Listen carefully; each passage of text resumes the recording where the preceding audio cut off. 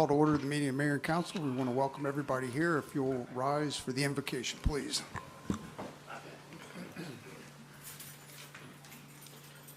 Almighty God, we're so grateful for this wonderful time of year as we head into Easter. We're grateful for the change of seasons. We're so grateful that Jesus has blessed our town and has guided us in so many ways we can't even imagine. We ask that you be with us here tonight, guide and direct our decisions, that we would honor you in everything we say and do. And we ask this all in Jesus' name, and everybody says, Amen. Please remain standing for the pledge. Pledge allegiance to the flag of the United States of America and to the republic for which it stands, one nation, under God, indivisible, with liberty and justice for all. May be seated. Okay, do we have any changes to tonight's agenda? No, sir, we do not. Okay, you've all received the minutes from our last meeting. If there are no questions or comments, I'll accept the motion to receive those minutes. So moved. We have a motion from Councilman McCoy. Is there a second? I second the motion. Councilman Bradley seconds. All those in favor say aye. Aye. Those opposed? Okay, it's unanimous. All right, at this time, we're going to call up Director Bennett to introduce our new employee.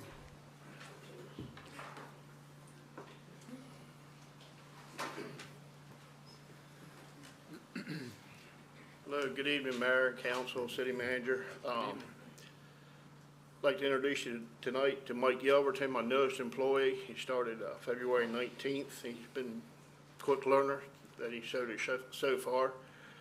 Hands-on, getting in there and doing a little bit of work with us. Look forward to helping him get his career started with the City of Seaford, and it gets us back up to full strength. So. That's awesome. Thank you.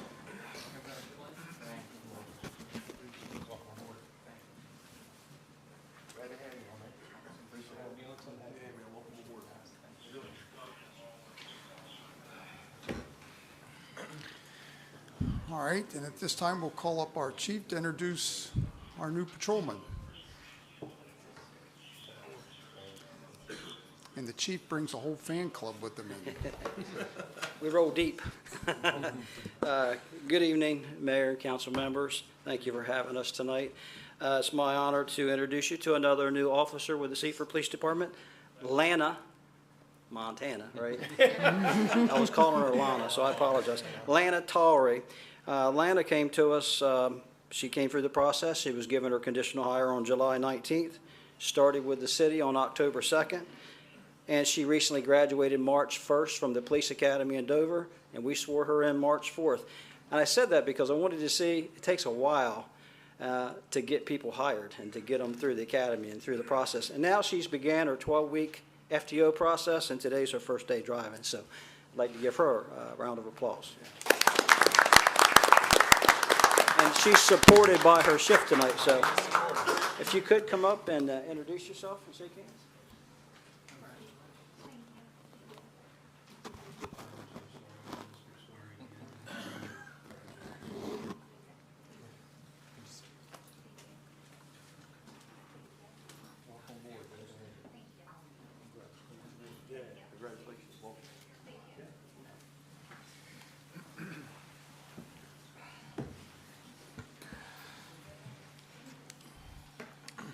Okay, now it's public comment. Do we have anybody here tonight for public comment? We do, Mr. Dan Cannon. Mr. Cannon, would you mind coming up?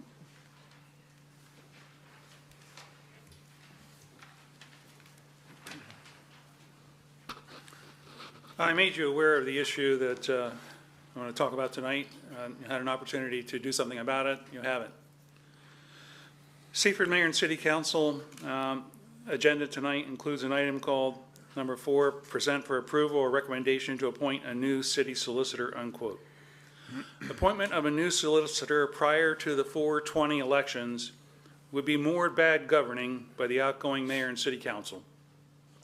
Mayor Genshaw Foster and City Council approved the appointment of Dan Griffith, the current city solicitor. Over time, Mr. Griffith has consistently followed the lead of Genshaw and the City Council. A poignant example of this was a sequence of legal actions and decisions for the City of Seaford to enact the Fetal Remains Ordinance, championed by Genshaw, authored by Griffith, and with the approval and support of current candidates Matt McCoy and Orlando Holland from the City Council. Even when the Attorney General of Delaware threatened legal action against Seaford for violation of at least 4 state laws by enacting this ordinance, our mayor and city council, this mayor and city council, plowed ahead, seeking validation of the fetal remains ordinance in Chancery Court. Instead, Chancery Court unambiguously ruled that the fetal remains ordinance gambit did clearly violate 4 state laws, making the ordinance wholly illegal and costing the city of Seaford at least $18,000 in the process. With several similar examples on the record, there can be virtually no disagreement that the city solicitor followed and implemented the lead of the mayor and city council majority, including candidates McCoy and Holland. However, the 4/20 election may subject a new mayor and city council to changes in the political winds. For instance, based on his voting record, mayoral candidate Jose Santos would be extremely unlikely to follow in Genshaw's ill-advised political legal footsteps. Moreover, with 2 newly elected members from a field of 5, City Council may also be unwilling to continue following Genshaw's ill-advised legal trails. Therefore, it would be bad governing for the outgoing City Council to approve a new solicitor before the 2024 elections are over and a newly elected mayor and city council are in place. Selection of a new city solicitor should be the rightful duty of the newly installed mayor and city council after voting citizens have made their decisions. The outgoing mayor and city council should spend their remaining time and effort mobilizing voting on 4/20 for the 4,680 registered voters who did not vote in the last municipal elections. Thank you. Do we have anyone else here for public comment? Okay, do we have any correspondence? No, sir, we do not. Okay, we're going to go ahead and close our regular meeting and open up our public hearing, and I'll call up Mike Bailey, our code official, along with the chief. Good evening, Mayor and Council. Good evening. Manager. Good evening. So we do have a special public hearing tonight for Mr. Tim Elder, G-Town LLC's property owner of 225 North Front Street.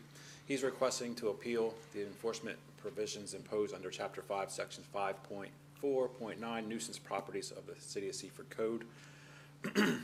Late last year, several incidences occurred at this particular property, resulting in the Code Department issuing him 2 strikes under this nuisance property ordinance. This is the property there on North Front Street at the corner of Front and Poplar. So just a little bit of a timeline for the strikes. Number 1 was issued in October 2023. A robbery suspect ran to this property and was arrested there. And then on strike number 2, January 2024, a large multi-agency drug bust was on the property, resulting in multiple arrests and seizures of narcotics. Another issues leading up to the issuances of the strikes. Shortly after condemnation and eviction of 208 and 210 North Front Street, it's just a half a block away from this property, in May 2023, we noticed an increase of rubbish, and a homeless encampment had started on under the stairs on the back side of the property. You can see it on the picture there on the left, and then the picture in the middle is the rubbish. There's a mattress up against the fence, trash bags, and everything else. We notified the owner of the issues, and he was instructed to contact the police department about signing one of the barment letters to have those people removed from the site. They did get that stuff cleaned up, but then still large crowds, still out of all hours of the day, traffic, more rubbish. And he did not get that letter signed and turned in until October 2023, after the first strike was issued. PD advised him that the tenants would need to call in their complaints, as they have control of the property, to get the people trespassed. Now Chief will come up to go over some of the other details on the, yes. Mr. Bailey, before you leave, could you just explain to the council the number of strikes outlined in the code and the consequences about the strike process? Yes.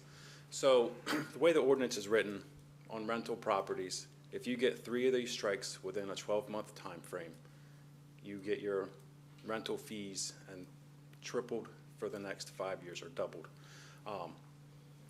for 5 years. And then within that 5-year time frame, if you get an additional strike, we condemn the property, make you vacate it for 1 year, and then you can reopen it under new, hopefully management style. Now these particular strikes, he's got 7 months left on the first one. The property is quiet, no issues. If it remains that way, that strike will come off in October. Same with the next one in next January. Thank you. Before we leave the Yeah. so can you tell us a little bit about the property owner? Is he here locally? Does he not see it? Is He currently resides in Puerto Rico, from what I understand. Yes, sir. Okay, thanks. And just for council's edification, Mr. Paul Enterline is here. Let us finish with this presentation. We'll provide you an opportunity. Mr. Enterline is here. He did submit yesterday via regular mail a package of information that council does have in their packages related to this, so he will be given a chance to speak. All right, thanks. Thank you. Thank you, sir.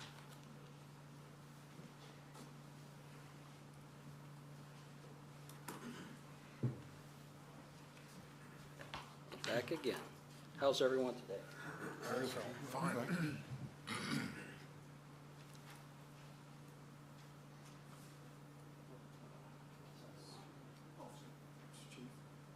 Counsel, may I let my client who's participating by phone, he's in Puerto Rico, and I want to request permission to allow him to participate. Yeah, we don't allow that, so you're here to speak on his behalf, so that's fine. We want that to be in person.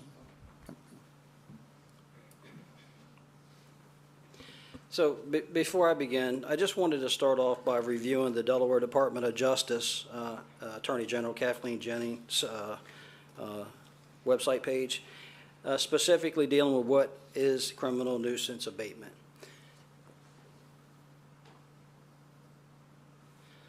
So essentially, it's criminal nuisance refers to a broad range of activities or conduct occurring on a property that require ongoing calls to law enforcement, that impact the safety and security of the people on and around the property, and that negatively affect the surrounding community. Examples would include the presence of illegal drugs or firearms, violent felonies, gang activity, or prostitution. The Delaware Criminal Nuisance Abatement Law gives Delaware Department of Justice the ability to bring civil lawsuits to hold property owners financially accountable for the harm that they have inflicted on the community. I was undercover narcotics and auto theft for 8.5 years when I was with the Delaware State Police early on. And we had a number of these types of cases that ultimately did lead to asset forfeitures through this process. This particular house became to my attention sometime around August, just briefly, with some email correspondence from code enforcement. Buddy had sent me an email that included pictures that were displayed earlier. And then that caused us to start to monitor the property, but we didn't get very many calls.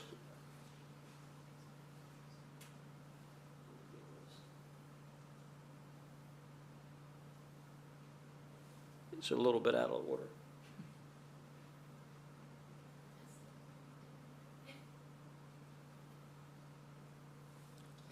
Okay, so just to give a little bit more of a timeline, on August the 1st, 2023, the property manager, Anthony Evans, contacted the Seaford Police Department to make a late reported trespass complaint. Possible Title 16, he wasn't sure.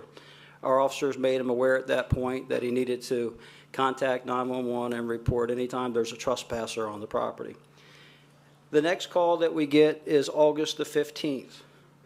Anthony, again, the property manager, had contacted the police department to request an officer to come up and check the property because they were going to go on the property to run some wiring to try to install a light. I believe in that previous email where they had a little stairs and a little alcove built there, it was the intent to put that there. Personally, I'm not sure if they did put that there or not. Yeah. Okay. So then the next, and of course when they went there, they did find 2 homeless people, a male and a female, who were removed from the property. The next email, or the next contact that we had was with one of the tenants, Manuel Brunella, I believe is how you pronounce his name. And he made a late reported complaint, said that when he was coming home, sometimes there would be a lot of people on the property. And he was told, please report it when it's occurring so that officers could respond there. And that was documented under a trespass, late reported. And that's the only documented contact that I have with a property manager or with a tenant for any complaints of trespassing was just during the month of August. So that was August 1st, 15th, and 16th. And one of those contacts was just to be sure that no one was there so they could install wiring. And as things spun up, of course, you started seeing more activity, which led code enforcement to make further contact with the owner. And then we have some pictures. I wish the video would play, but the video won't. It just shows the constant coming and going of activity. But you can kind of get a gist of the activity there in this picture, and there's some others. And then fast forward to October 19th. Our officers responded to handle a robbery complaint that occurred in the area, somewhere around Royal Farms. And the suspect was supposedly held by gunpoint and directed to drop him off at 225 North Front Street. That resulted in officers from the state police and the Seaford Police Department pinging the phone. The phone was still activated, and it alerted them that the individual was, in fact, still on the property. Set up a perimeter. And people started scattering as our officers approached, and we took him into custody and recovered all the merchandise, which prompted the email to Mike to do the strike on the property for that first offense there. Then we started to get some additional information, obviously, for a criminal investigation. I can't go into all the details, but particularly we needed to know who was on the lease and things of that nature. Buddy provided that on October 20th, 2023. And that was sent to our Criminal Investigative Division. We started working cooperatively with the State Police GTF unit, drug unit, and our investigators for covert and operations, and also to do what we needed to do on the property to identify who was dealing drugs, if anyone, and of course there were numerous people dealing drugs. But you can't just see it. It looks like it, but you got to get the probable cause to get onto the property. So as time went on, the investigation continued. We got videos and pictures and things of that nature. It was obviously a nuisance property by definition and by the action and activity that they were doing. And then I received a call from Mike Bailey again, and he sent me an email with a signed authorization form from the owner, Mr. Tim Elder. And I received that executed on November 15th. So I did speak to Mr. Elder that day, and I explained to Mr. Elder that form, we typically use that form that Mike had him sign for commercial properties when people were trespassing from panhandling and things of that nature, and the property owners there didn't want people panhandling in their parking lots. That gives us permission if we see someone doing that specific activity, because we know panhandling, and then we can contact them and bar them from the property. If they come back, then they get arrested for trespassing. On private property, it's different. You have tenants on the property.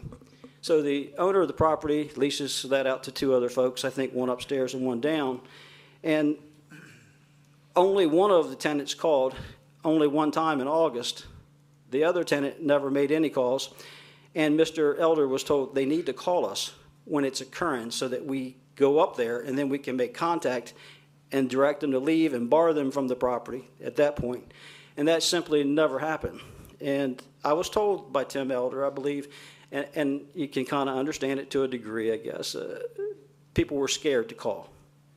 They could call and be anonymous, but we needed to get a call to come up there. We can't just go up to a person's house because people are gathering and then get into a use of force situation without some form of probable cause just because we see people and we believe them to be doing something while we're conducting an investigation just won't cut it. But that just simply never happened again since the August timeline. And so as we move forward, it led up to the search warrant on January the 18th of 2024. And that was a multi-jurisdictional, obviously, effort. Numerous people were caught up into that. I think $27,000 was recovered. Oh. Oh.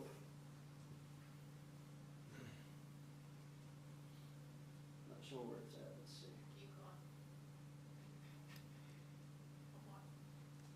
There we go.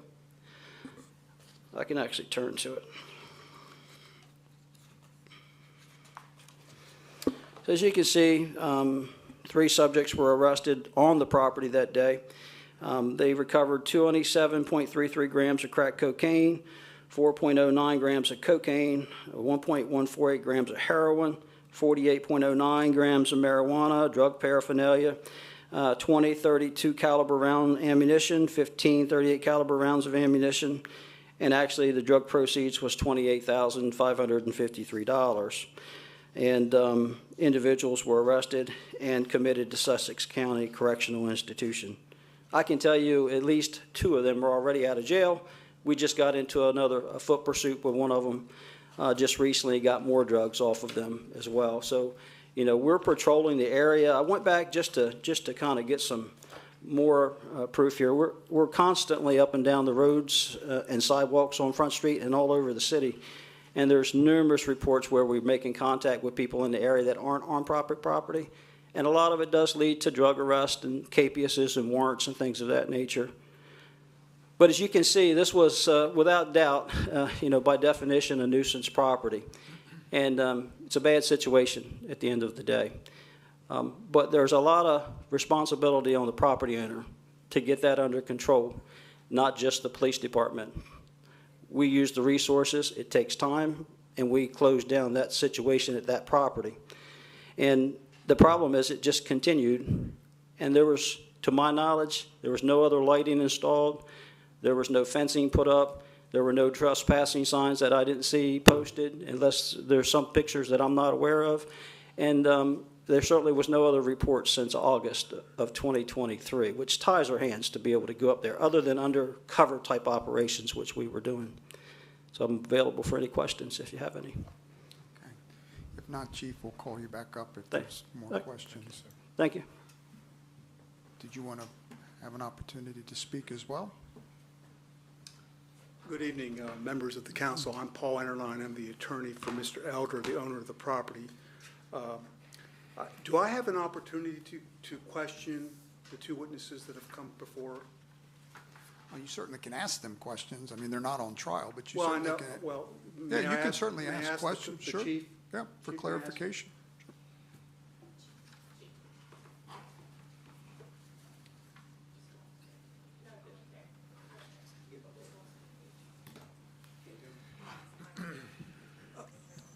Chief, you talked about the first strike that happened, I think, was it in August? I believe it was October. I could look back. I didn't do the strike. We make the notice of the criminal activity that occurred. What was the activity that occurred on the premises? Robbery suspect ran to the property. October 24th. We apprehended the suspect on the property. Okay, so the criminal activity happened elsewhere, and the suspect went to the property. Absolutely. So the criminal activity did not occur on the property? The resistant arrest and other charges, Oh. but not the actual Okay. specific charge, Okay. correct. And All right. that was belayed along with the copy of the report, the news release to code enforcement. Okay, all right. So, so the nuisance property addresses criminal activity on the premises, correct? That would be a question for the code enforcement officer. Did you have any conversations with Mr. Elder about the upcoming, I guess there was the ongoing investigation, the Joint Task Force investigation of crime in the area? I did. I spoke to Mr. Elder, like I said, I think it was on or about November 15th or 16th when the form was signed. Mr. Elder explained that the individuals, the tenants, were scared to call. I did tell them that we had some operations that were in process. However, they needed to call anytime there was people trespassing on the property.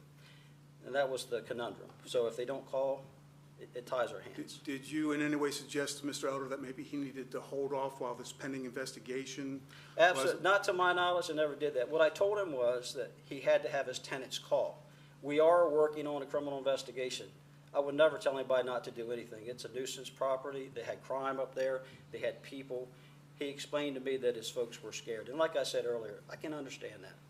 But no one reported. I don't recall ever saying don't do anything. I don't recall that ever coming out of my lips. Okay, but I mean, just hold off while the investigation, don't start things up, nothing like that? No, to report anytime there's trespassing. I said it numerous times. And once again, he kept repeating that they're scared to report it. And that was the conundrum. I believe that's where the problem was. Maybe they were scared, right? Were you aware that he sent a 60-day notice to vacate to his upstairs tenant in November of last year? So once again, no one provided me with that. That's a code enforcement issue or landlord-tenant. No one provided me that. But you understand an owner can't get rid of a tenant except through the legal process of landlord-tenant law, right? Once again, that's a code enforcement issue. But you're aware of that, right? Oh, I'm aware. Yeah, Yeah. okay. Do you think that the upstairs person was somehow tied to Well, the case? let me just, again, if we have pictures of the premises, where do you see this is a duplex, there's a front steps and a back steps. Yeah. Where have you observed the most suspicious activity? I believe Mike did a good job with the pictures. It shows out back where the stairs are. In the back of the property? Yeah, and I should say too that I didn't mention, just for everybody's edification, there were never any ties to the inside of these apartments. It was all on the outside perimeter of the property. That's what led to the search warrants of cars being towed in the outbuildings and stuff, but not the inside of the house. Okay, Yeah. all right, okay, thank you, Chief. You're I welcome. appreciate it, okay.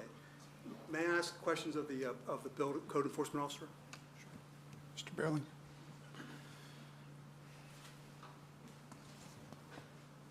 Hi, sir. What was the first strike? What was the incident that brought the first strike about? We were notified by the chief of the robbery suspect being detained on that property. Okay. Is the nuisance code addressed to criminal activity on the property?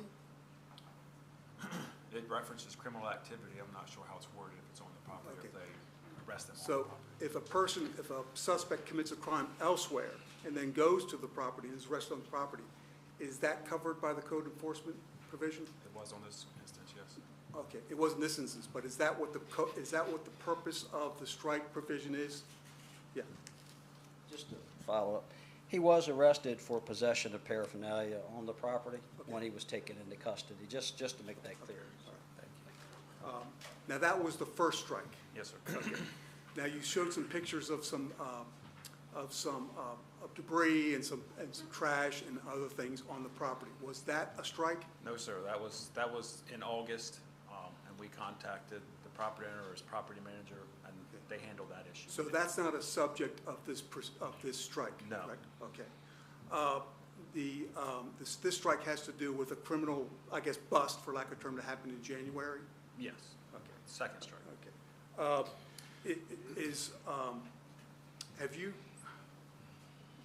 We talked about this is a duplex. There's a unit that is downstairs that uses the front steps, and the unit upstairs uses the back steps. Are you familiar with that? Yes. Okay. Has there been any complaints as to the downstairs unit that you're aware of? Not that I'm aware of. Is the problem really the congregating of people around the back steps? Yes. Of the property? Okay. Are you familiar with the requirement that landlords have to go through the JP court to get tenants evicted? I'm aware of the process. Okay, and you understand that process can take several months? Yes, but we weren't made aware of that, Okay, of his intentions to do that. okay, all right. So the fact that he sent 60 days' notice to the downstairs tenant in November, prior to this second strike, is not something you're aware of? No, sir. No, we don't get notified when landlords evict their tenants. That's right. But that's something you would expect them to do if they've got a problem tenant. Yes, sir. Before issuing the strike, do you ask them, what have you done? Do you have any discussion with the landlord about what they've done or what they're trying to do to fix the problem? No, sir. Okay. So there's no kind of really notice or opportunity, you don't really get the landlord's side before you issue the strike? No. That's all I have for this witness. Thank you. I'd like to call Anthony Evans.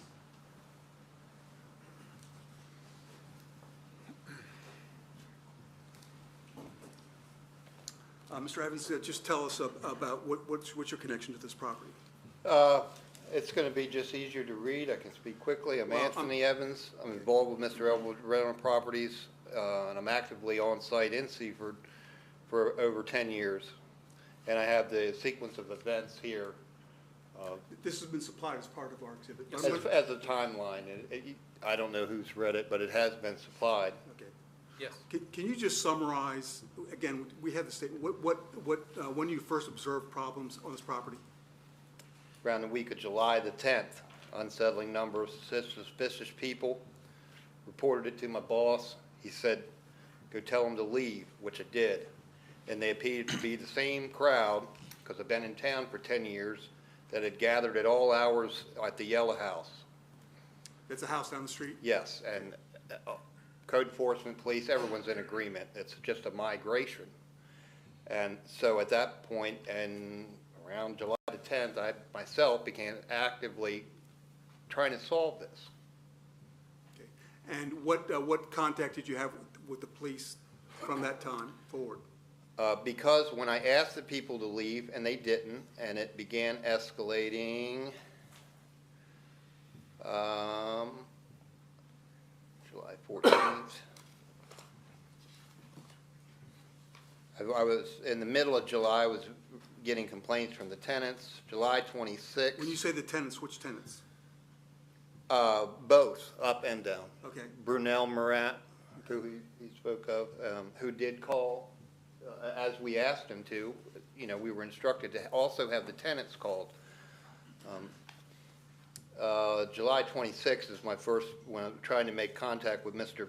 Lynch, code enforcement, to get some help with resolving this, and he was out of the office for a couple days. Around August 1st, I felt like it was no longer safe for me to be on the property for maintenance and other things, and I went to that was the first day I went to the police station. I was there, I believe, 4 times in the month of August. I never spoke with the chief. I've never met him. But I spoke to other officers, and they agreed, and that, you know, yeah, they come from the Yellow House, and I'm like, well, we don't want them. They're not our people. Can you please do whatever we got to do? They made light of this abatement letter, and I gave them my email. They never sent the abatement or a barment. I don't know the word. The letter that Tim eventually signed in November, and they never provided it to me. At one point, they had me call Troop 4, and I spoke with them up there in Georgetown. Let's see.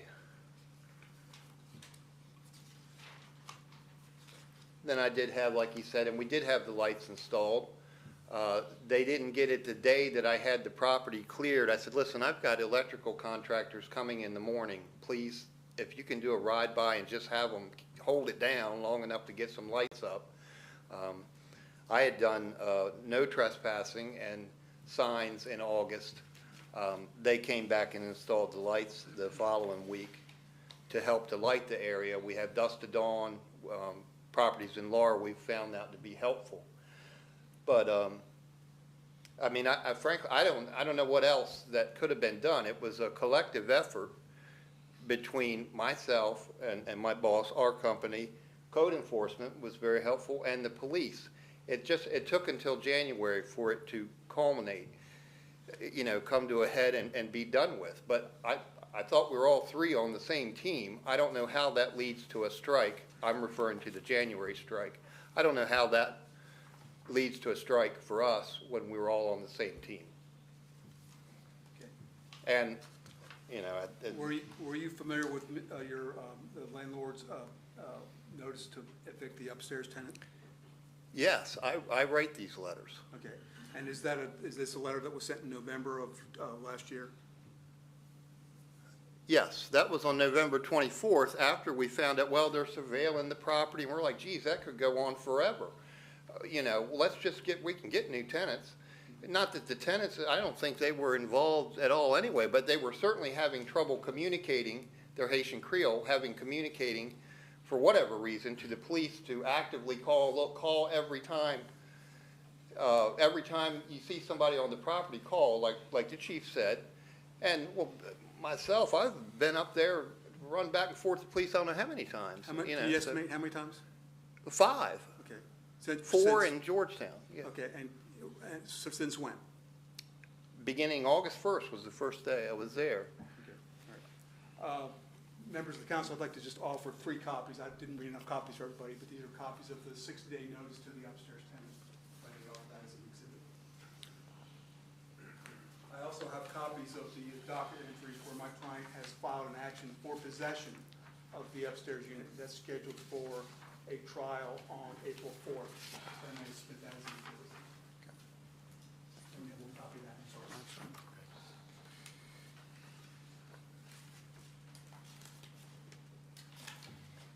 that's all the questions I have for this. And I just have one more. I'm not sure if we went through all the things that were collected in that big bust. I don't know that there were 2 houses involved. One was not ours. I don't know where all that stuff was found, the guns and money, and I don't know if they went inside of our property or not. I don't know. Okay. All right. Thank you very much. All right. I'm just glad, I am glad that it feels safe there now. Good. All right. Does council have any questions for anybody who has spoke? Yep. Councilman King? Thank you, Mr. Mayor. Yeah, I need just a little bit of clarity, if you could provide some clarity. So you're telling us that neither tenant, right, the duplex top and bottom, none of them were involved in any of this criminal activity? Not that I'm aware of. If I understood it correctly, neither tenant was involved in it. The apprehension actually took place on the property. It's like a common area. It's a large parking area in the back. And the design of the building has an alcove where it has like a corner where they can sneak back there and use drugs. These are the people that frequent Front Street, as the chief said, that they have, maybe a high at-risk area. And that corner where I don't know what to do to keep them out of there other than ask them to leave. And May I it just follow grew. that picture of this? Sure. When the yellow house went down, it just grew. Right, sir. Right, so you really didn't answer my question. So the tenant, top and bottom, had nothing to do with. Not to my knowledge, not one Chief, bit, not at all. Can you answer that for us? Or answer that for me, please? Sure. Like I said, during the investigation, no drug activity, no illegal activity was tied to anyone inside of the apartment. So the Chief, guns and everything Chief, he's referencing. Chief, none of No that was- guns, Chief, ammunition. Chief, Yeah, I apologize. it's okay. Yeah, so nothing was tied to the inside of the house. It was all on the outside of the property. There were no weapons, there were ammunition, just to make that clear. Ammunition was recovered. And there was speculation from the investigation that the individual that the attorney referenced that's being noticed for eviction was somehow tied to a relative that was friendly with one of the drug dealers. Sure. That's probably the So I nexus. guess the thing I struggle with, I'm just gonna Yeah. speak for myself as a landlord, right? So if I have a nuisance property, right? So regardless if it's the inside tenants, right, the property's been identified as a nuisance, right? So you got people that are coming there that aren't supposed to be there, and for whatever reason, you can't hold those people accountable, right? Is that what we're saying? So they're coming and they're just doing what they want, and people are scared to Yes, call and get them off, and. In a driveway, Yeah, it's on their property, and the problem, once again, it's private property, No, so I we mean, would as a need. landlord, I'm struggling to get my hands The wrapped around problem, the fact the problem is when you sign that lease, in other words, you have the property and you lease it to someone else. Right. Whether it's a duplex or a single property, those individuals can invite people on that property. Yeah, We yeah. have no idea of knowing who they are. And we can't go up there and get into an altercation with a potential use of force with no probable cause unless we're called there, or unless through our covert operations and Right. undercover And like that- we and did that with this. comment wasn't Yeah. directed towards No, the no, I just want to make that I'm clear. just Yeah. asking as a landlord, Yeah. is the property posted? yes. It was reposted the first week or last week of July or first week of August. And now it has camera surveillance signs. Yeah. Now that's once you got them out of there, I went back and did further signage, so it doesn't, we don't run them that way. Yeah, this property, in all honesty, it was difficult for everybody involved. However, when you're having problems like this, there's a saying, and I'll just be honest, right? It's, if you don't occupy your space, somebody else will. When you're starting to have these kinds of problems, you got to light it up, you got to put cameras on it, you got to fence it in. It's an expense. And the properties that have done that and the businesses that have done that have been extremely successful with preventing criminal behavior and thwarting that and reporting it. And once again, I can understand how the tenants might have felt if they were scared. Could have been done anonymous. I get it. I understand it. But by definition, it was a nuisance property. And I do believe that, Anthony, if you were going to Troop 4, I wouldn't have any idea. There were no reports made on it. So I can only report what we have reports on. So I probably would say that I would believe this gentleman, you know. Seaford, Could be because there was a, Track down this letter of a bear barman. yeah. Councilman McCoy, you have a question? Yeah. Thank you, Mr. Mayor. Trying to connect the dots here. So specifically to tenant Brunel Murat, if they didn't do anything illegal or they weren't tied to this, then why are they receiving a notice of termination? Just, well, from trash, for one thing. We have received trash. And not all that trash was. Would you mind stepping up to the mic? I'm sorry, done I'll with- get done? yelled at if you don't. Because of trash. And also not utilizing commercial trash service. Okay. Thank you. Are there, I've got a other Councilman Bradley? Okay, I'm a property owner. As a matter of fact, I own a piece of property a block from where you're talking about, same side of the street. But my question is, if this is so important to the property owner, why is he not present this evening?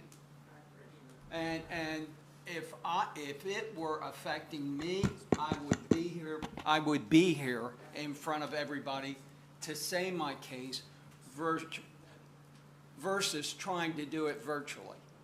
And I don't think that's an unfair question, I have an okay? answer for that. Every time I've had, we had different things we had to come before council on with my properties, and I didn't send anybody on my behalf. I'm the property owner, and I represent the property. Thank you. My boss, Mr. Tim Elder, and the owner, he has a daughter that unfortunately has a long history with autoimmune disorders. They're restricted on travel. They're restricted on medical services, and he just cannot, he can't come for something like this. And he was under the impression I was under the impression he would be on Zoom. And I think maybe Mr. Enderlin was mistaken. I thought you'd be allowed to Yeah, participate by phone. well, and if I were unable to attend for medical reasons, I would have had that through representation to give for my excuse to not be here. Again, we thought we could do it by electronically, as is often done even in court nowadays. Yeah, I get it, but, you gotta prepare for everything. Councilman King? Yeah, thank you, Mr. Mayor. And this is just my opinion. I mean, to really be honest with you, this has kind of gone astray for a lot of years in the city of Seaford, right? So the reason that this whole piece was put together, right, was so our community didn't have to deal with this, right? So the reason that we put this whole program in place, the strike policy, was for landlords that didn't want to hold their end of the bargain, there's some form of accountability, right? And so, unfortunately, in my opinion, I mean, if you can't have control of your property and hold people accountable that don't even belong there, I don't get that. I think there's more to the story than we're hearing. I mean, it doesn't make sense to me. You got people that are loitering on your property and you can't get them off? That's I don't get correct. it. I don't These get are it. gun wielding, I don't know how, are you in Seaford? Are I've you lived here around? my whole life. We got properties Okay, throughout well, Seaford.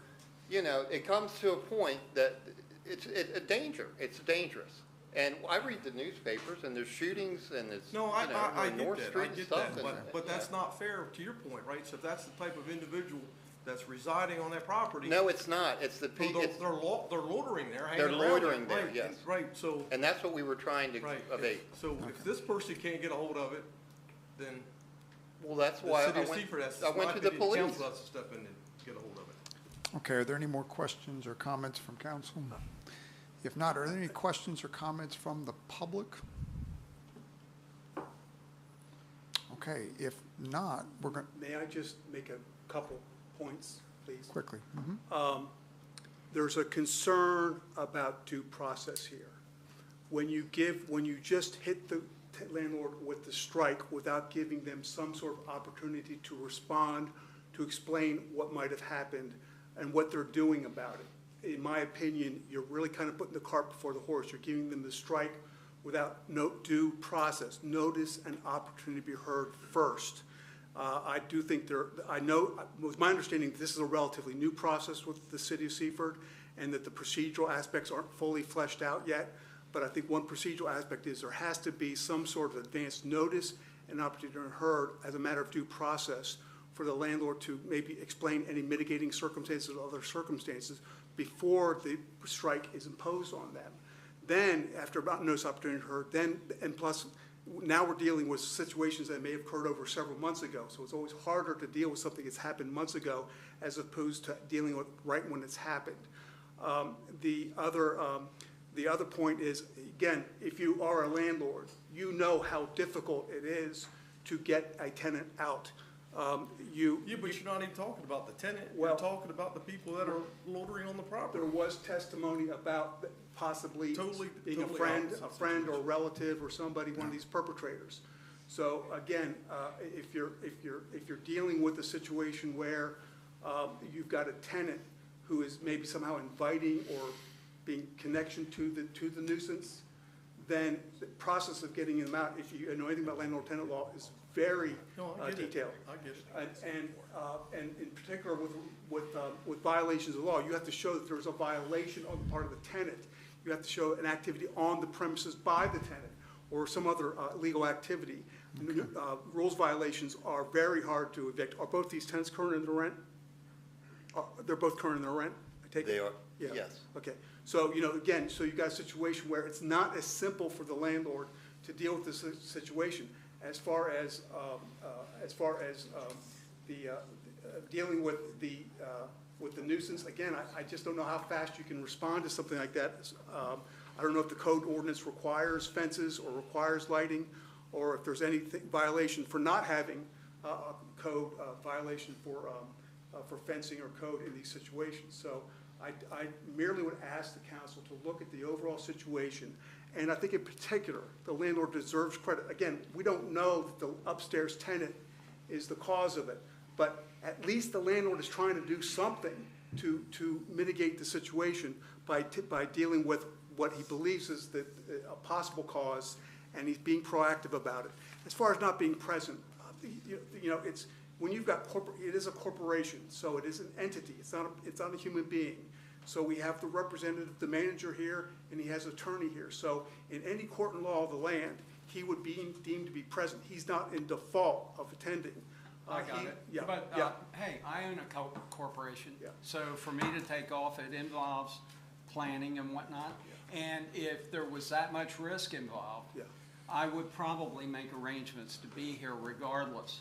I hope the council will consider in the future allowing participants to participate by Zoom or other electronic means, as is very commonly done in the courts. And he was here on site and viewed the property and saw what I was complaining, tenants complaining, and myself, it's not like he wasn't here at all. Okay. How recent Thank was you. that? Do you mind telling me when he was here last? In October, Okay. and at that property, and I have it in the letter you got. That's enough. That's fine. Yeah. Okay. And prior to that. Okay. All right. Thank you very much. We appreciate it. Thank you. All right. At this time, we're going to go ahead and close the public hearing, and we're going to open back up our regular meeting at 7:48. City Manager, would you just sort of walk through the strikes, what they are, what they mean, what the impact is, how many, et cetera? Yes, sir. So as the building official stated earlier, it is actually a 4-strike process. This property, what's in question, it's the second strike. So there's another strike before financial penalties come in, and then a final strike before vacation of the property has to occur, vacation of the unit. What's being requested here, just to be clear, I'll read it into the record. This is from Mr. Tim S. Elder, Managing Member of G-Town LLC. Dear Mr. Charles Anderson, City Manager, I am requesting an appeal hearing for my property at 225 North Front Street. I believe I was wrongly given 2 strikes. Thank you for your consideration. So what council's being asked is to rescind both strikes tonight. You do have recommended motions in your packet for both options, a motion to deny the request of Mr. Tim Elder, George G-Town LC, and then a motion to approve the request. So obviously, to deny the request is to leave the strikes in place. To approve the request is to rescind both strikes the property has. I believe that's the question here. All right. So on this one, we're going to do a roll call vote. Mr. Mayor, before we do that, could I, City Manager Anderson? Yes, sir. Does the strikes like drop off That's a good point, Councilman. Yeah, I apologize. As the building 12 months. official stated earlier, yes, the initial ones, it's a rolling 12-month period, as I understand it. So another 7 months and one drops off. So with that, I'll accept the motion.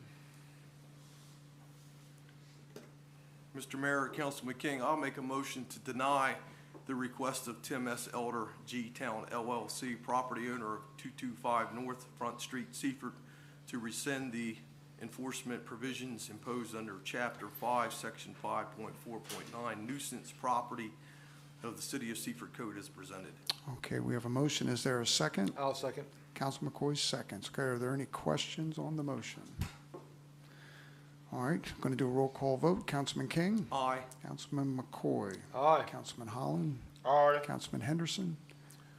Based on the facts presented, and the inaction of the landlord to take action from the first strike, which occurred in October, I vote to deny. Okay, thank you. And Mr. Bradley? Aye. Okay, all right, so it's unanimous to deny. All right, next under new business number 1, we have our audit. Are we inviting up Mrs. Merritt and team? Introduce your team. Good evening, how are you? Good evening. All right, so tonight we have with us our auditors from SB and Company. I have Toby Hollander, she's our audit partner. She will be giving the report. And then also we have William Seymour, he's the audit or the engagement partner. So Toby's up. Good evening, everyone. Good evening. So as June has already introduced us, I'll go ahead and pull up our scope of services. For this year, we performed the audit of the June 30, 2023 financial statements for the city, as well as for the first year, we performed an alternative, the CSL FRF compliance examination audit or examination engagement. This was related to ARPA funds, which was new this year for federal funds. When you have spending over $750,000, it creates an audit requirement. There was an alternative engagement process that was started in the last 2 years related to ARPA or the COVID funding, was that if an organization or a government received only ARPA funds, so you didn't have federal funds from other sources over $750,000, you were allowed to do a smaller scope report, which is the examination engagement. We also provide assistance in the preparation of the financial statements, as well as providing year-round advice and consultation about audit issues, new pronouncements that come up, industry changes as needed. To summarize our results, we are planning to issue an unmodified or clean opinion on the financial statements. That's the best opinion that we can offer, meaning that there were no material misstatements in the financial statements. We are also planning to issue an unmodified or clean opinion on the examination or the testing performed on the federal dollars. There were no significant deficiencies or material weaknesses noted in internal controls. If we had any to bring to your attention, we would go through that process to let you know. We did not discover nor were we made aware of any instances of fraud, and we received full cooperation from management for providing support and assistance through getting through the audit. I do want to mention that the timing of the audit is a little bit later than it has been in prior years. A couple of reasons, partly because of medical leave of some of the staff, as well as I mentioned the ARPA audit being a new requirement for this year, as well as some additional changes in government standards, which we'll talk through on later slides. So on this slide here, we highlight our audit approach. This is the 4CAM audit approach. This is our SBC approach, which stands for Focus on Risk, Controls, and Account Misstatement. And you can see this slide, you may recognize this from previous years, but it's shaped like a funnel. And the area on top, that's where we spend the most amount of time with the planning and understanding the business, the organization, and the risk, the assessment and testing of design and operation of controls. That's really understanding how Seaford works, what controls you have in place to make sure that our audit process is focusing on the areas that are of higher risk or the areas that potentially could be concerns with controls. We do walkthroughs with individuals, we do testing of samples to make sure that processes are being followed. Then we do a financial close and reporting misstatement analysis, looking at the year-end numbers, understanding the financial close process happening here at the city, making sure that the numbers meet our expectations based on our analysis. We do substantive testing, which is more traditional audit testing, testing those year-end balances, making sure that there's proper support for those numbers.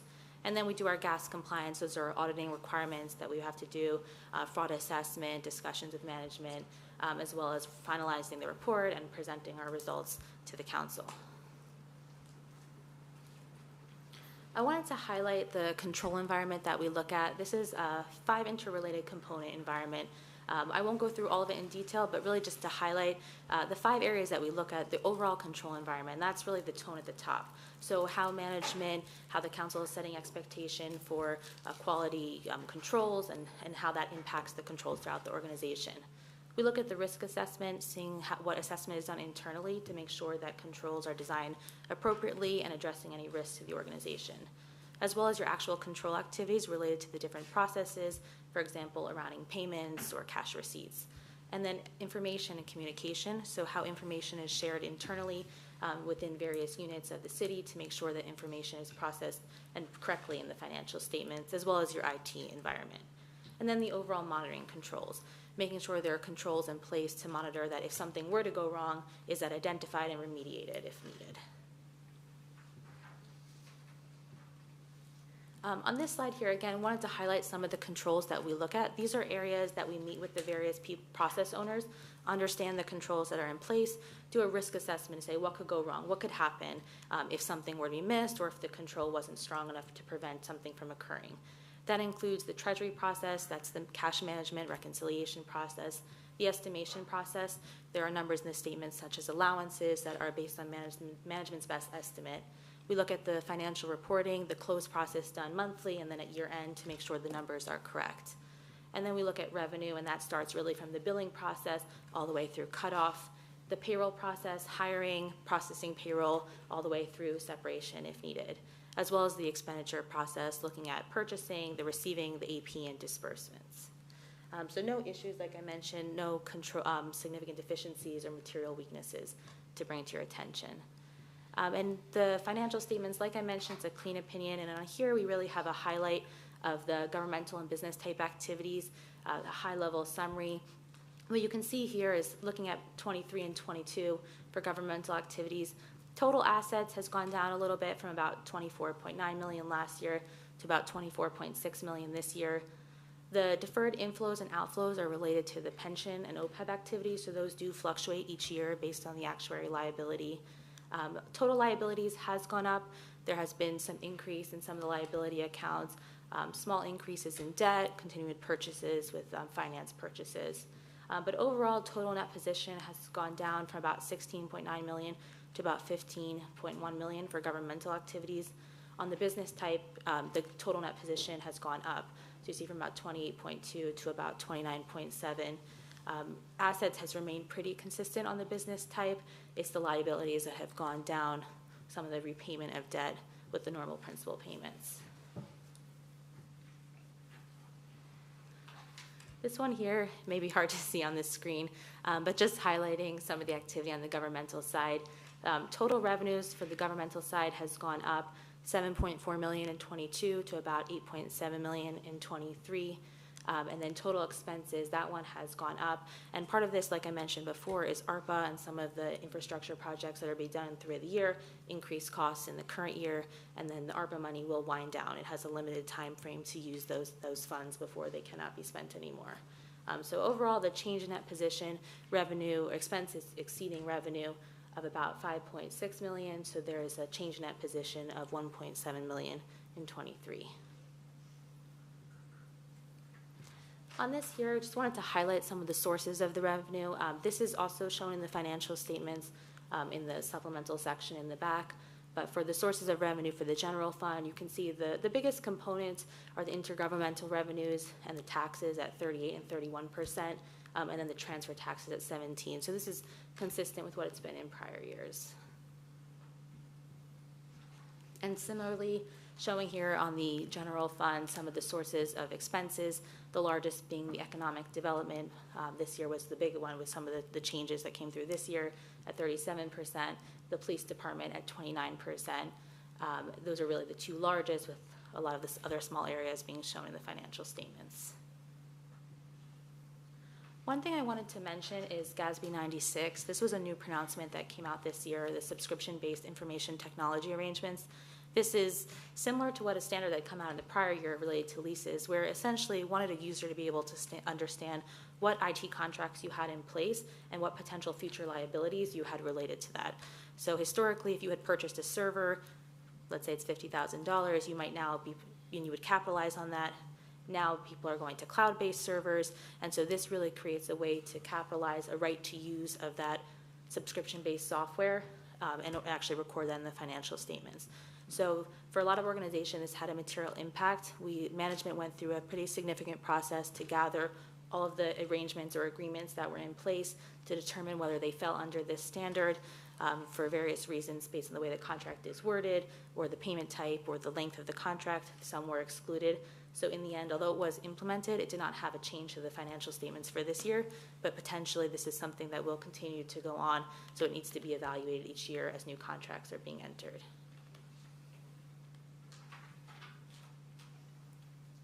The next few slides highlight our required communications. Under auditing standards, we have a number of items that we are required to report to governance to council related to the audit.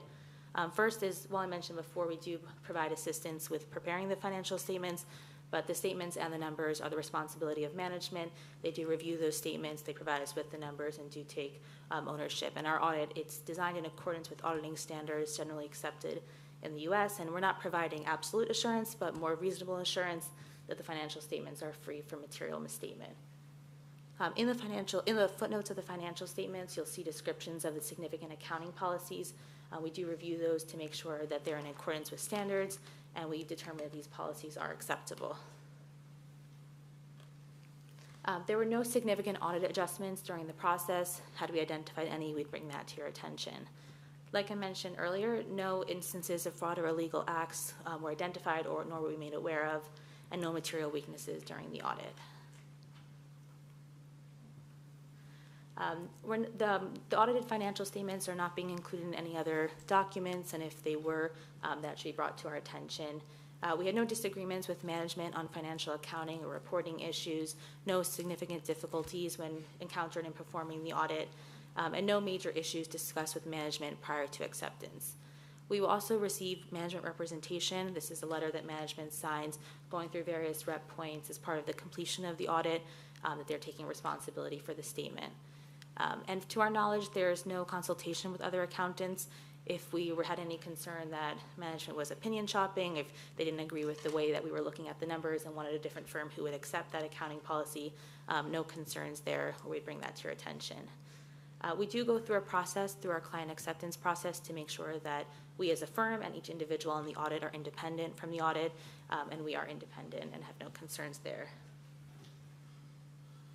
The next few slides really just go through our responsibility related to fraud. Like I said, we did not identify nor were we made aware. While we're always looking for fraud throughout our audit, making sure we're assessing that in our walkthroughs, our testing, and our discussions. It's not a fraud audit in scope, but had we been made aware of anything or identified, we would have made you aware as well. On this slide here has a contact information. Please feel free for all the members of the council, if there are any further questions on the statements or the audit, you can reach out to us. And then I will turn it back to you. We appreciate you taking the time tonight and for having us perform your audit. If there are any questions, I'd be happy to answer. Yes, sir. Can we go back to the slide that talks about the financial highlights in the general fund? Sure, the comparative, Yes. this one? Actually, it's a pie graph. It breaks everything down by percentage of This one here? contribution. That's it. Okay. So how does like electricity and water, how does that focus in on this pie graph? So those would be in the enterprise funds, the business type funds. So this one is really highlighting the general fund. It doesn't have the statements historically, it's not a requirement to include, have only included the general fund. So those would be in separate funds individually. Where you would see that is on this slide here. It shows them grouped, but in the business type in the middle where it says charges for services, that would pull up all your electric, water, sewer, the activity would fall through there. So why is that separated from this? Like, what's the reason for the two fund, or the two charts? Like, why wouldn't it be included into this pie graph? The funds typically are looked at individually just because of the governmental requirements to show the general fund separate from the business type. In theory, you could show this chart government-wide. This is how it's historically been presented, but of course, it's open to change if you wanted to show No, it I'm just differently. curious. And the only other thing, of course, to me, is when looking at the interest and late charges, when you look at, that's actually below the, No, on here. yeah. I mean, that's a significant increase from the year before. I know you don't have any control over that, but it seems like this year we're at almost 90,000 in interest and late charges, and the year before we were at 30. And I will have to, like you said, we can't control the amounts being charged. June may be able to speak to that in more Yeah. detail. No, I'm just saying as a concern for me looking at this, our community's paying more, almost double in interest and fees due to late charges. Right? Mm-hmm. That's not, we're not paying that. You're collecting that. Collected. And the interest, So the interest and late charge is $86,375, and the previous year was Yes. $29,487.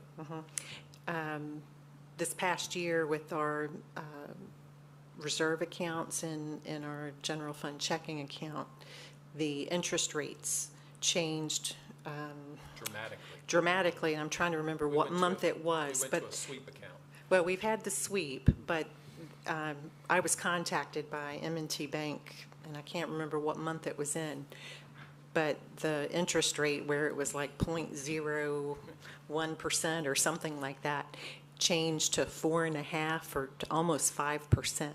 So that made a huge difference in the interest that we were receiving. Also, thank you. Okay. Appreciate it. Any other questions from council? Thank you very much, Toby. If you don't mind me saying, just a point of privilege, I'd like to say thank you to Ms. Hollander and Mr. Seymour. They were really under the gun. They met with the mayor and I, and they really moved heaven and earth over the last, I'm going to say, month to work with our staff. And I would be remiss if I did not thank our Director of Finance for all her efforts and a clean opinion. I'll just have to say this, I wish the accounting folks would find a better name for that. It doesn't seem that glamorous for actually what's being done, but that is the highest and best opinion that they can offer in their professional opinion. So thank you to SB and Company and Ms. Merritt. Thank you. Thank you very much. Thank you. Good job. That's really good. All right, next I'm asking council to consider the appointment of Jared Mass to our Planning and Zoning Commission. Jared's expressed an interest in being more involved in our city and would like to appoint him to this committee. If there are no questions or problems, I'll accept the motion. Councilman Holland, Mr. Mayor, I make the motion to accept recommendation from Mayor Genshaw to appoint Jared Mass to the City Planning and Zoning Commission as presented. Okay, we have a motion. Is there a second? I'll second the motion. Councilman McCoy seconds. Okay, all those in favor say aye. Aye. Those opposed? Okay, it's unanimous. All right, next we have the Adopt a Block program by Councilman Bradley. Good evening, everybody. Good evening. Recently, 2 members of our community have voluntarily committed to beautifying our city by picking up neighborhood trash on a frequent basis. The results of their efforts have not only been commendable, but transformative. One of the members is still here, the other one just left, and they've been active for quite a long time. Seeing firsthand the results of their efforts, I think it is time to request approval from the City Council to establish a citywide Adopt a Block program. I would propose that residents reach out to me and sign up to pick up trash in their neighborhoods or areas of the city that they are especially passionate about. Together we can coordinate their commitment and the areas of responsibility. The city would provide the volunteers with safety vests for visibility, gloves, and trash bags for their use. In addition, if they desire, they can dispose of the trash at the dumpster at the Parks building during business hours. I would also recommend we investigate putting this program online so residents can sign up for the program through the city's website. If the City Council is willing to support this program, we may be able to spin this up in the next few weeks to months. If approved, we will do this as a trial to see what impact it has. If you have any questions, please contact me. And of course, as always, I've got a little interjection. I felt like I needed, again, to recognize the individuals. I did not see the necessity this evening to show a map because I didn't want to jinx it. I figure if you show everything in advance about what you want to do, odds are it may not work out. I thought I might elaborate on my reasoning behind this. First of all, I felt that the two individuals that contributed so much could use some help enhancing our city, number one. I'm a newbie, okay? So people may wonder what's in it for me. Nothing, absolutely nothing. I just want, when my tenure is over, for our city to be a little better than it was when I was elected. Small deeds performed by many can have a big result, and that is my goal. Well done, Mr. Bradley. Okay, does anybody have any questions about Adopt a Block for Councilman Bradley? If not, I'll accept the motion. Councilman Holland, Mr. Mayor, I make the motion to approve the Adopt a Block program for the city of Seaford as presented. Okay, we have a motion. Is there a second? I'll second. Councilman McCoy seconds. All those in favor say aye. Aye. Those opposed? Okay, it's unanimous. We'll get this pushed out and try to get some, we'll get it pushed out tomorrow with the mayor, and we'll get your home phone number and, home, I'm sorry. 1-900. We'll get that figured out. Thank you very much, gentlemen. Thank you. Well done, well done. All right, next we have the recommendation to appoint a new city solicitor. City manager, you want to walk us through? Yes, sir. Thank you, Mayor. So as council is aware, our current city solicitor, Mr. Dan Griffith, notified us a few months ago of his intention to end his engagement with the city. So the vice mayor and I were tasked with trying to find a replacement. So in your package, you have a recommendation letter, and I'd just like to read through that for council's edification. On February 22nd and 23rd, 2024, 4 interviews were conducted for the position of city solicitor. This process was necessitated by the communication from current solicitor Dan Griffith that he would like to resign his position once a suitable replacement can be found. The candidates were contacted and invited to participate in the process. They submitted information pertaining to their firms, their personal resume. The individuals were interviewed and subsequently ranked. All the individuals interviewed were found to be very well qualified and credible professionals who had extensive knowledge and experience with clients in Delaware. After the above referenced interviews and review of the submitted information, we are recommending Mr. Luke W. Mehta with the firm of Baird, Mandalis, Brockstead, and Frederico, LLC to serve as city solicitor, and Mr. Everett Moore with the firm of Moore & Rutt, PA, to serve as the city's attorney for legal services related to the Board of Adjustment, Planning, and Zoning.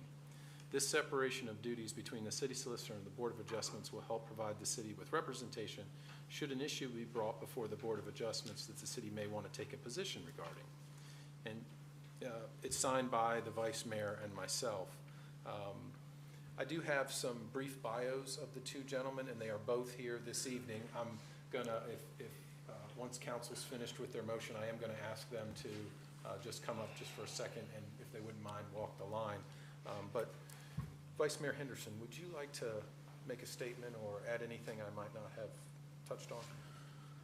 Well, I will say that we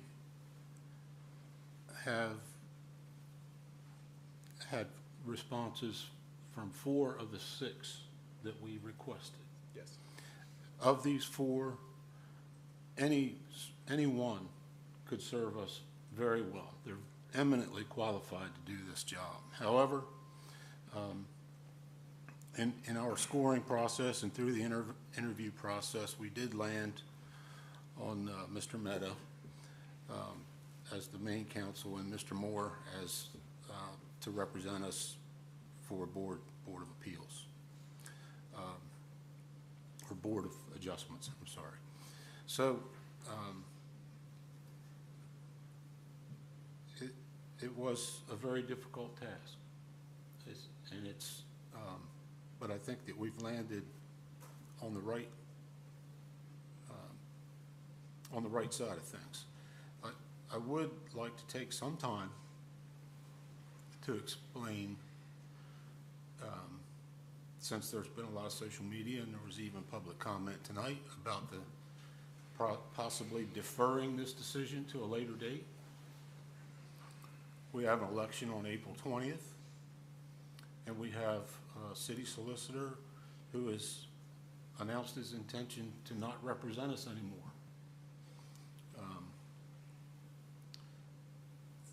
The current city solicitor should not be taking on new business, new challenges, and the city of Seaford has business to handle, has business before it.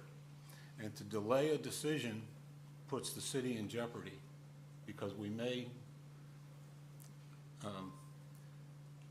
will need legal representation during this period, and it would not be fair to have our current solicitor start business to hand it off to another person in the midst of whatever business needs to be done. So I answer that. I answer that charge in that way, that the business of the city should not be delayed for political reasons. I just want to also say thank you to the Vice Mayor. He did give up days out of work to do this. As he stated, it was an involved process. I echo that sentiment that we truly could have hired any one of the individuals we interviewed. And I do want to read their bios. They're very brief, but I think council will see both these men are very highly educated professionals. Mr. Luke Mehta from Lewis, Delaware, received his Juris Doctorate degree from George Washington University National Law Center in Washington, D.C., where he graduated with high honors. He also holds a BA in history from Hartford College. Mr. Mehta has 34 years of legal experience and has been a member of the Delaware Bar since 1988. He currently serves as the city solicitor for Fenwick Island and solicitor for the Rehoboth Beach Planning Commission. Also, additionally, Mr. Mehta previously served as city solicitor for the city of Wilmington, Delaware.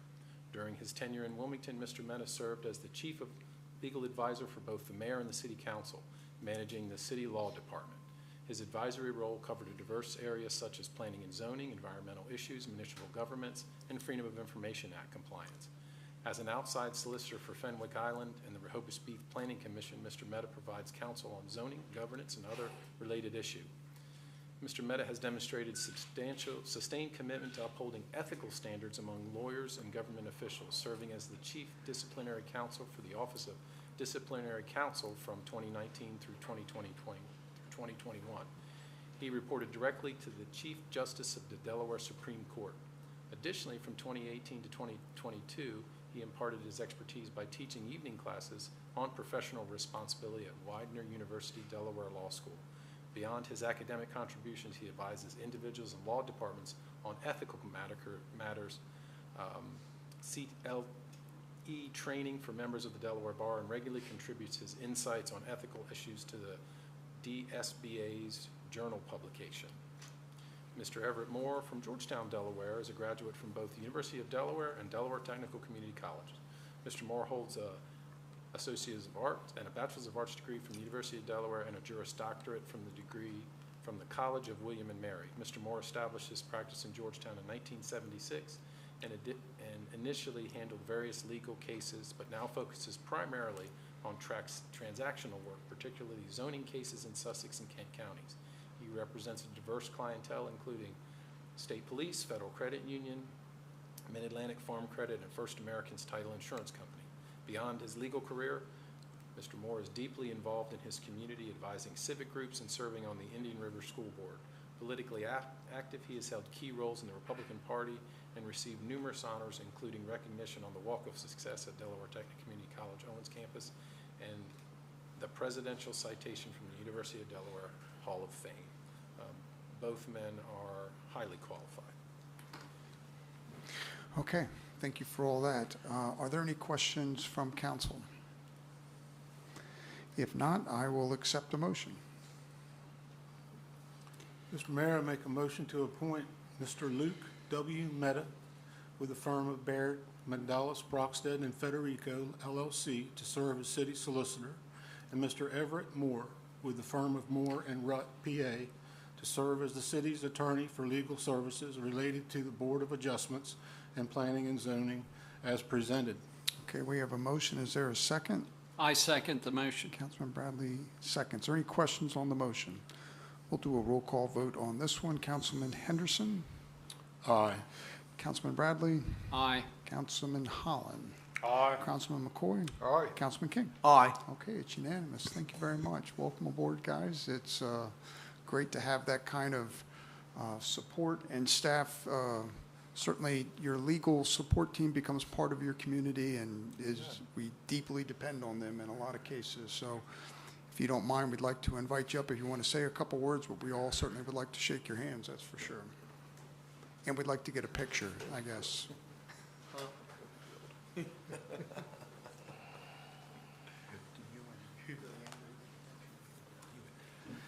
Good evening. My name is Luke Mehta. Thank you very much. I appreciate the confidence. I'm looking forward to undertaking this representation. As I said before, I understand that I'll be the city solicitor, but I have a firm behind me. We have many, many lawyers who are able to be deployed with particular areas of expertise and at lower costs sometimes to help the client achieve their objectives. I'm happy to answer any questions that you might have.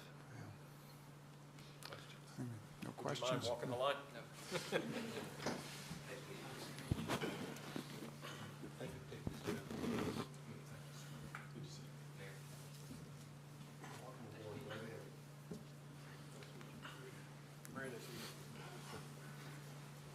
Mr. Moore, I hope I didn't embarrass you. No, not at all. Not at all. And it's usually dangerous to give a lawyer and a politician a microphone. But I'll be very short, very brief. First thing you'll notice about me, I am Sussex County. You can tell by my accent. And I've got the book and the lineage to prove it.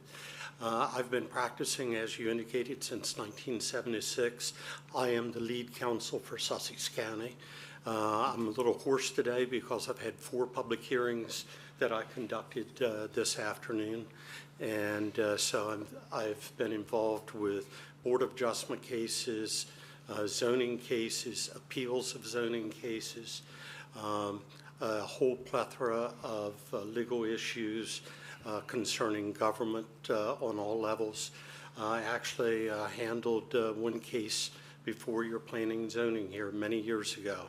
I was the attorney that got the zoning passed for the then Methodist Manor House for their cottages that they had out, so it goes back a ways. But I look forward to working with you. Likewise, we have a staff of attorneys that have extensive experience in zoning matters. One of our associate attorneys also does the Sussex County Board of Adjustment as well. So look forward to working with you and walking the line.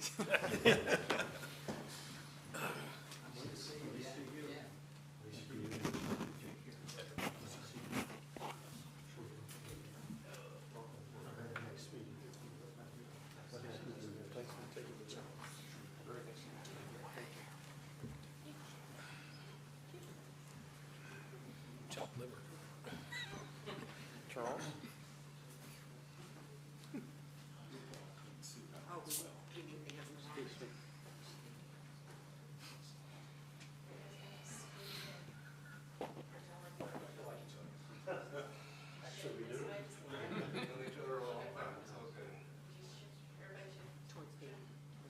Yeah. That's an interesting deal.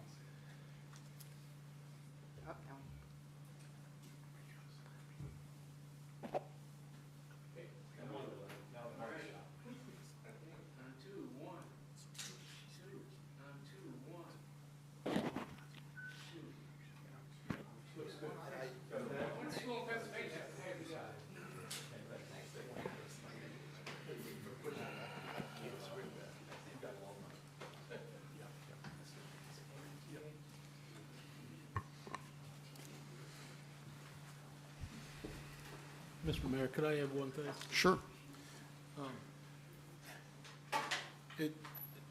It's an unusual turn that we've gotten two different attorneys to represent us, but I would like to thank Mr. Mehta for bringing to our attention the need for this before he was even hired. It puts us in jeopardy, actually, if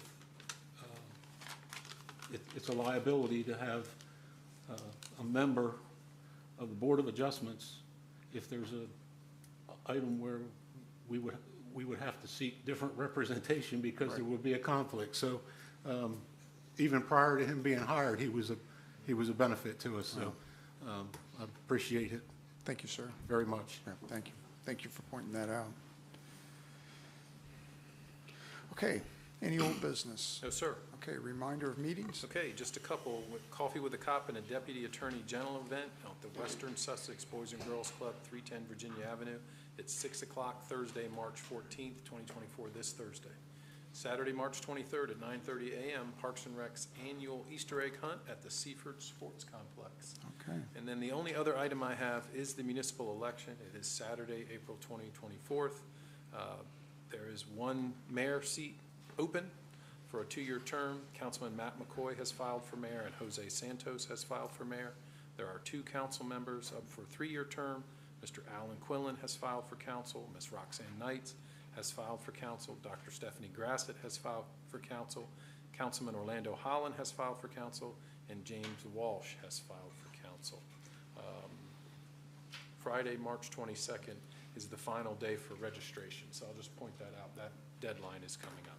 Okay. That's all I have, sir. All right, thank you very much. All right, we'll go to reports. Mr. Bradley, we'll start with you. Okay, I'll try to keep this as lengthy as possible. Mayor Genshaw, City Manager Anderson, fellow council members, city employees, and guests. Code report, 71 building permits issued for this year so far, 1,803 rental licenses issued, licenses. Muirfield permits are up to 51 lots.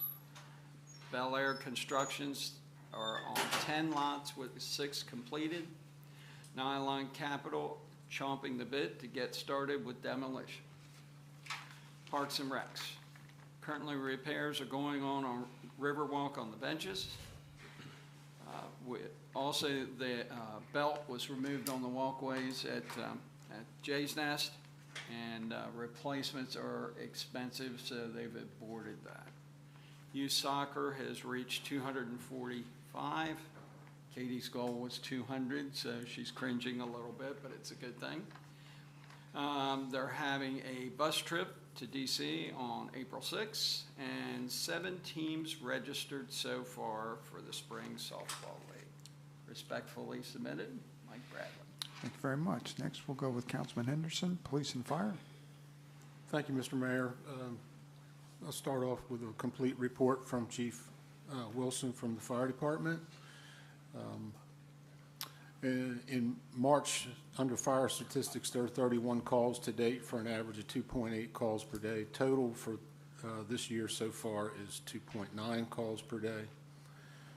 Total calls for March for EMS is 135 calls for an average of 12.2 calls per day. The total for 2024 is 13.3 calls per day, or not the total, but the average.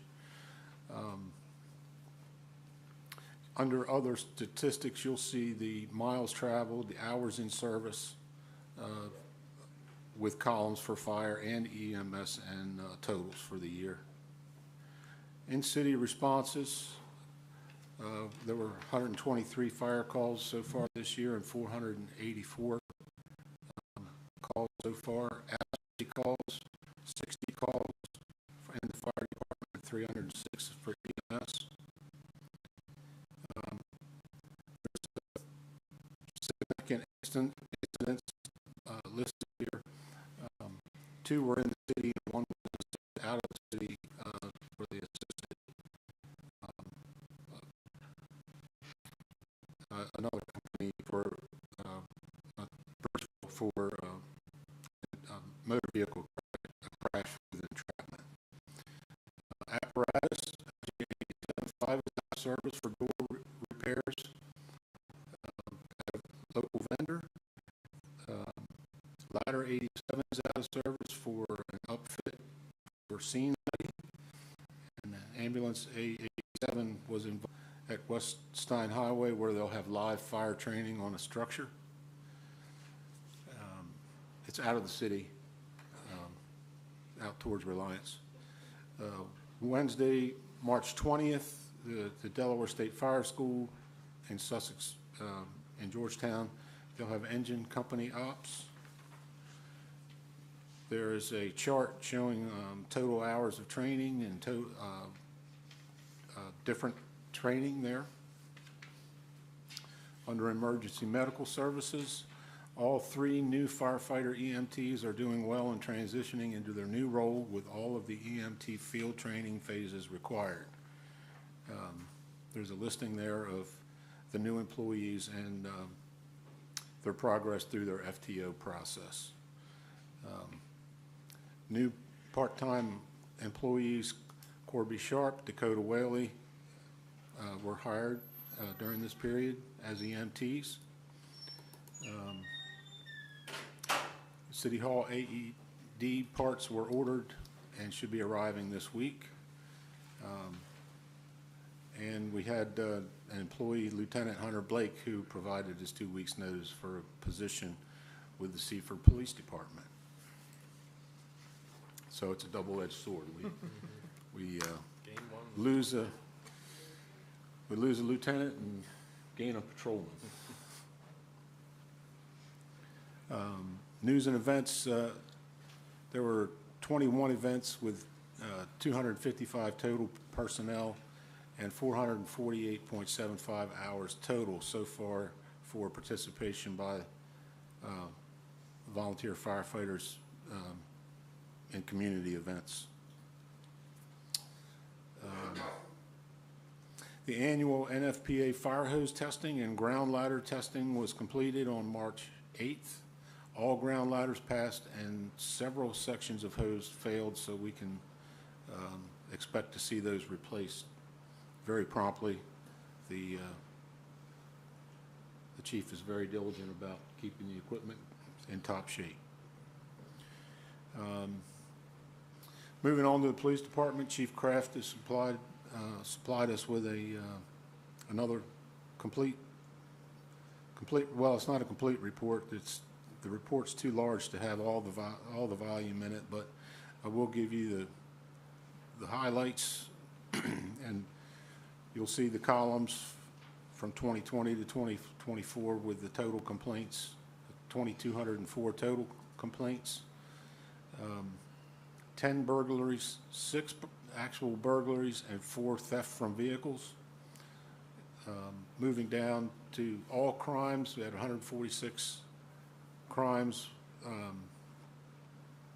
11 felony, 31 misdemeanor, 6 violations, and 98 other.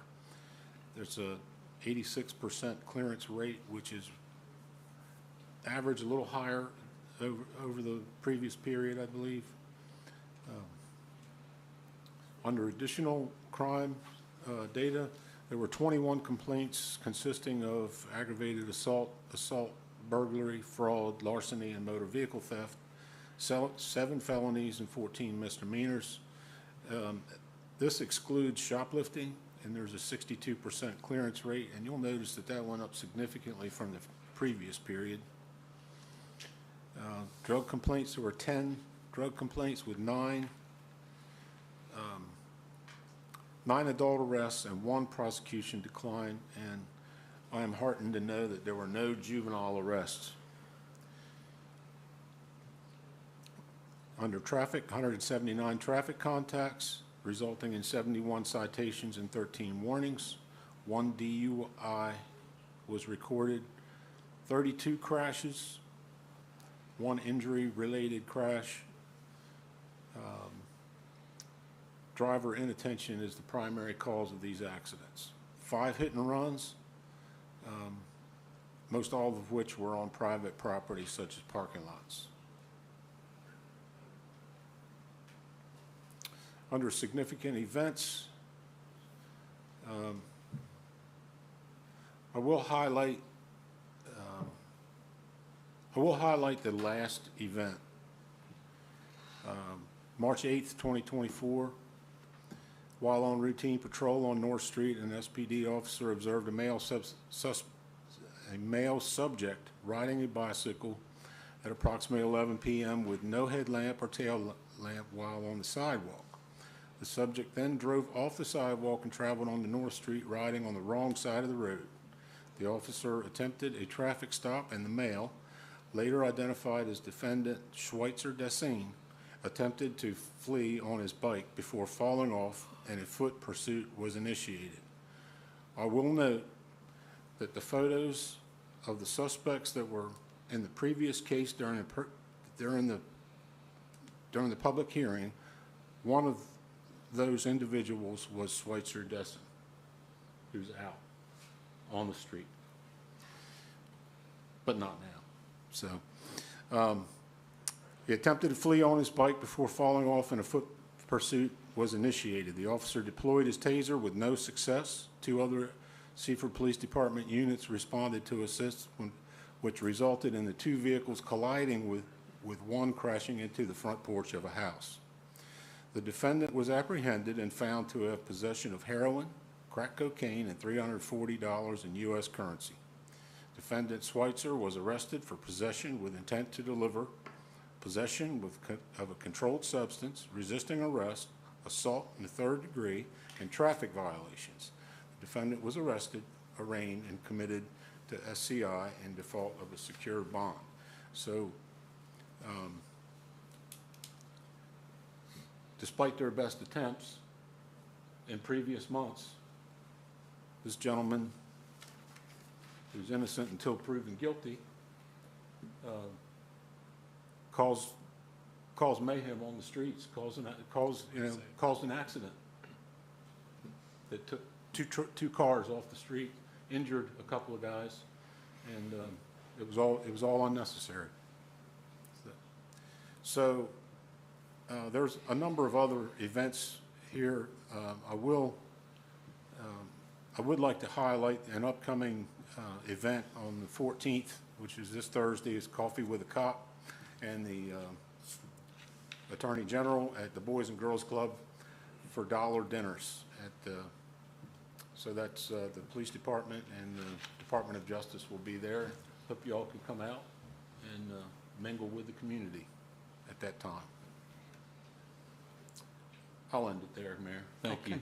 Thank you very much. Next, Administration IT, Councilman Holland. Thank you, Mr. Mayor.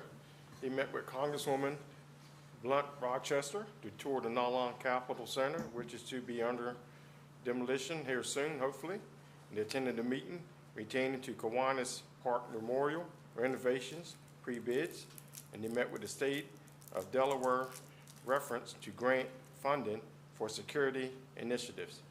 And they attended various other meetings and events, and all the work was routine. That concludes my report. All right, thank you very much. Next lecture, Councilman McCoy. Thank you, Mr. Mayor. Since the last report, the crew have trimmed the trees in the sports complex for the Parks and Rec Department. Mike got his CDL permit.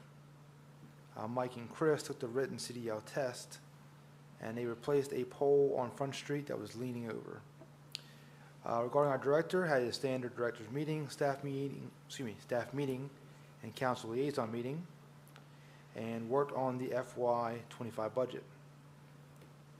Over the course of the next few weeks, they're going to start working at the KRM building in the Western Sussex Business Campus, continue working in Bel Air single-family residence section, and continue changing the lights on Sussex Highway to LED. Mr. Mayor, my report's been submitted in its entirety. Thanks so much. Thank you very much. And finally, Public Works, Councilman King. Thank you, Mr. Mayor. My report has been submitted in its entirety. I'm not gonna sit here and read every line item. You get an opportunity to take a look over it. I'm gonna hit some of the high value activity items. The team, starting with Public Works, the team was out repairing a main break on South Pine Street, and they went in and had to install a new valve there. They bricked up some old storm drain lines. The director is currently working on budgets and evaluations. The team is gearing up for grass grass will be cut here pretty shortly. Jumping over to the wastewater treatment facility, the plant's running well. Dewatering continues to go smooth. The team did experience some extremely high flows from all the rain that we've had over the last couple weeks. Some of the upcoming projects over the next 2 weeks, they're going to continue to install water services on Cedar Avenue, North Street, and then hydrant flushing continues. And with that, Mr. Mayor, that concludes my report. All right, thank you very much. Again, I just want a quick thank you to Vice Mayor Henderson and City Manager for the time that takes to go through the interviewing process for a city solicitor is brutal. They represent the people of this community and this city, so I know that's a tough, serious decision. I appreciate all the work you did to bring those two candidates to us tonight. So with that, I'll accept a motion to adjourn. So moved. Motion from Councilman McCoy. Is there a second? Councilman Holland, I second that motion. Thank you very much. All those in favor say aye. Aye. Those opposed, case unanimous. Good night.